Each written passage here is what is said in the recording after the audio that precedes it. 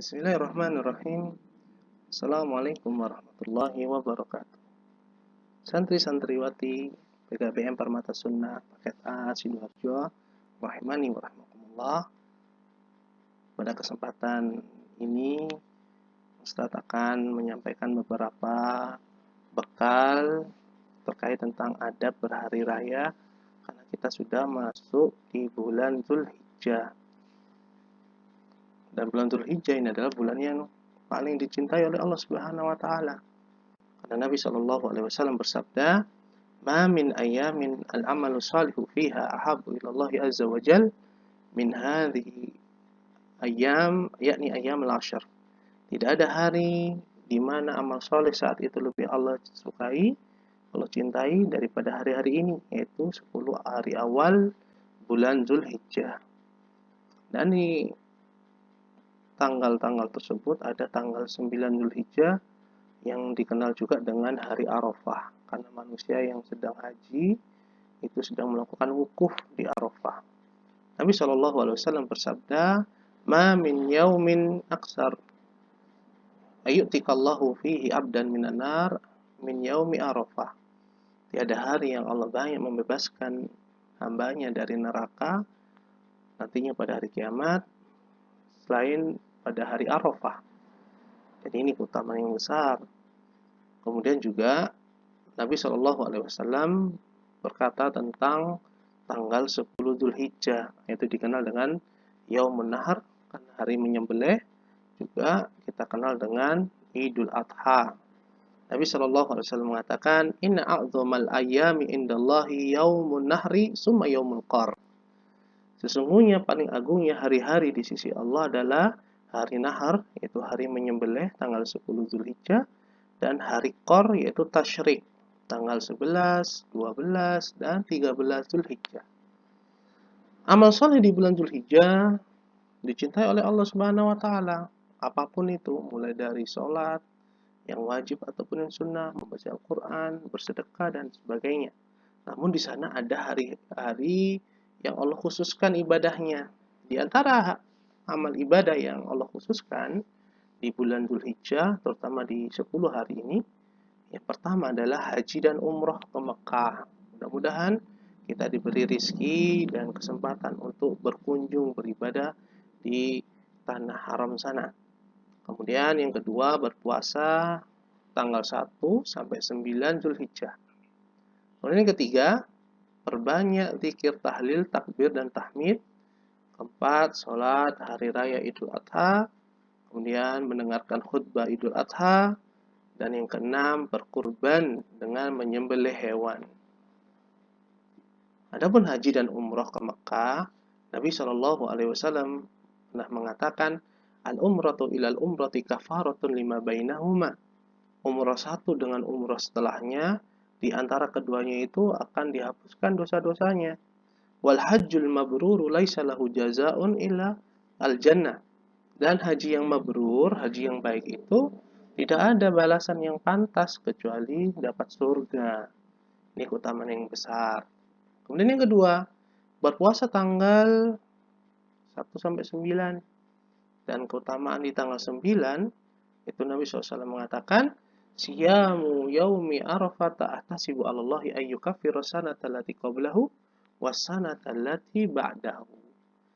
Puasa hari Arafah, aku berharap kepada Allah supaya Allah menghapuskan 1 tahun kesalahan yang sebelumnya dan 1 tahun akan datang. Nah, ini faedah yang besar untuk kita berpuasa 1 hari dapat ampunan 2 tahun.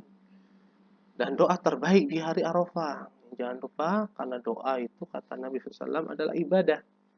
Nabi SAW mengatakan, ada doa yang aku ucapkan di hari Arafah, begitu pula para nabi sebelumku. Semuanya berdoa sama, yaitu La ilaha illallah wahdahu la syarikalah, lahul mulku wa lahul hamdu wa huwa ala kulli syai'in qadir. Ini adalah doa yang sangat mudah karena kita sudah hafal. Kita baca sering ketika doa zikir pagi dan petang, ketika setelah sholat wajib, kemudian doa-doa yang lainnya. Kemudian perbanyak zikir, takbir, tahlil, dan tahmid. Disunahkan memperbanyak takbir, tahlil, dan tahmid sejak tanggal 1 kemarin sampai tanggal 13 Dzulhijjah. Bacaan takbir banyak modelnya, silahkan santri-santriwati bisa pilih. Dan yang paling masyhur, yang paling terkenal adalah takbirnya para sahabat, yaitu Allahu Akbar, Allahu Akbar, Allahu Akbar. La ilaha illallah wallahu akbar. Allahu akbar walillahil hamd. Ini kita baca kapanpun, dan terutama tanggal 11 sampai 13 itu disunahkan setelah sholat fardu. Ya. Kemudian yang keempat dan kelima, sholat hari raya Idul Adha dan mendengarkan khutbah. Di antara sifat sholat hari raya Nabi Shallallahu Alaihi Wasallam, yang pertama, dilaksanakan berjamaah bersama pemerintah kaum muslimin di tanah lapang. Apabila tidak mampu, ya di masjid. Apabila tidak diadakan karena pandemi semisal hari ini, mudah-mudahan ya kita bisa mengerjakannya di rumah. Kemudian dikerjakan di waktu duha, mulai dari matahari naik di atas ufuk, itu ketika matahari sudah kelihatan oleh mata kita, sampai sebelum waktu duhur. Kemudian yang ketiga, dilaksanakan 2 rakaat tanpa adzan, tanpa iqamah, atau tanpa didahului as-sholatul jami'ah. Yang keempat, sholatnya 2 rakaat semisal sholat tahiyatul masjid, hanya suaranya jahar, dikeraskan, dan ada tambahan takbir ziyadah. Setelah takbiratul ihram, biasanya imam disunahkan untuk bertakbir 6 kali sehingga jadi 7. Ya, sambil mengangkat tangan, boleh, tidak mengangkat tangan, cukup bertakbir, mengucapkan Allahu Akbar, cukup. Begitu pula di rakaat kedua, ketika sebelum baca surat Al-Fatihah, disunahkan untuk bertakbir ziyadah 5 kali. Allahu Akbar, Allahu Akbar, Allahu Akbar, Allahu Akbar, 5 kali, boleh mengangkat tangan atau tidak. Kemudian 5, disunahkan bagi kaum muslimin untuk mendengarkan khutbah Idul Adha. Terus di sana ada adab-adab seputar hari raya Idul Adha supaya kita lebih sempurna ibadahnya. Yang pertama, mandi sebelum berangkat sholat menuju lapangan. Kemudian yang kedua, tidak makan sebelum berangkat ke tempat sholat.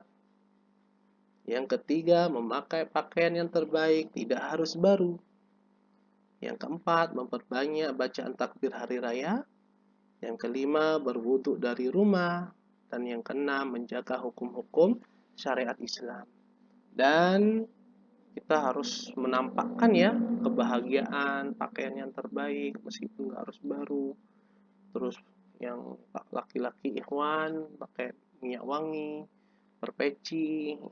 Intinya kita menampakkan rasa syukur dan bahagia di antara kaum muslimin. Kemudian berkurban dengan menyembelih hewan. Di antara fikihnya adalah kita berkurban ikhlas mengharapkan keridhaan Allah. Yang kedua, bagi yang ingin berkurban, tidak memotong kukunya, rambut, atau kulitnya. Jadi, nggak potong kuku dulu ya, sampai hewannya disembelih.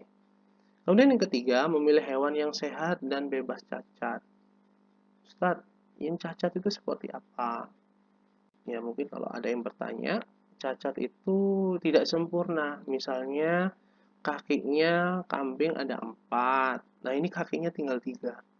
Maka ini tidak boleh dipakai untuk kita berkurban. Kemudian hidungnya terpotong, matanya buta atau rabun. Kemudian sakit. Nah, ini juga tidak boleh.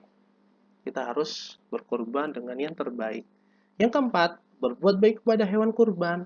Ya, sambil nunggu disembelih, kita kasih makan. Tidak boleh kita siksa. Tidak boleh kita takut-takutin, kita ajak bicara, ya kamu mau akan disembelih, ya habis ini kamu mati, ini tidak boleh.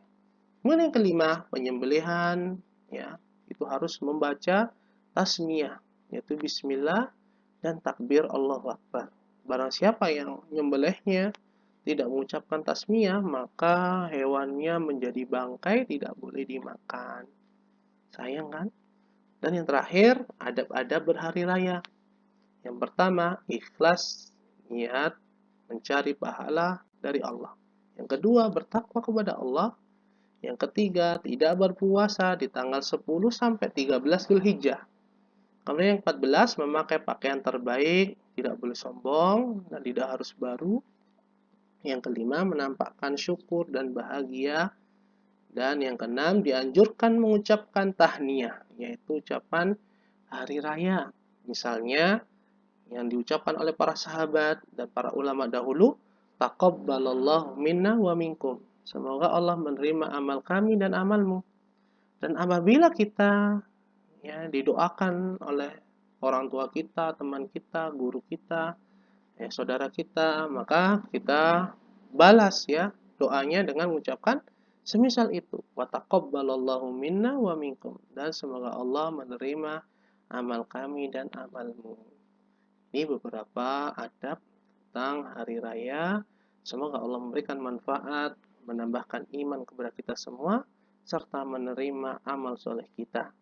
Dan akhirul kalam, wassallallahu wasallam ala abdihi wa rasulihi Muhammad wa ala alihi wa sahbihi, subhanakallahumma wa bihamdika, asyhadu an la ilaha illa anta astaghfiruka wa atubu ilaik, wa akhiru da'wana alhamdulillahi rabbil alamin.